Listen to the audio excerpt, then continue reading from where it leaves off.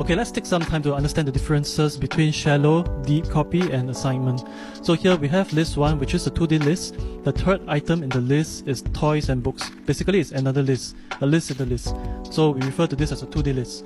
So let's assign list 1 to list 2, and let's change the first item in list 1 to grape. So if you print out list 2, you can see that the first item in list 2 also turns into grape.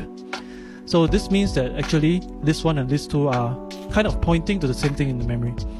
So that when you change the first item in list 1, the list 2's first item also changed to grape. So with the same list, now let's do a dot copy.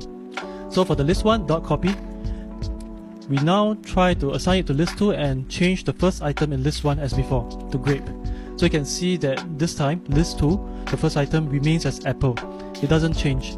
So a shallow copy of the items in list 1 has been made and copied over to list 2. But see what happens when we try to change the list in the list. Basically, that particular list with the first item, toys, in the list, we try to change it to car.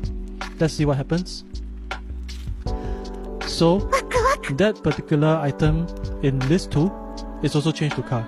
So it seems to mean that the third item in the list, that pointer is a shallow copy. So it's still pointing, the third item is still pointing to the same place in memory. So in order to recreate a list independently, we need to do a deep copy. So in this case, when we do a deep copy, and let's do the same thing.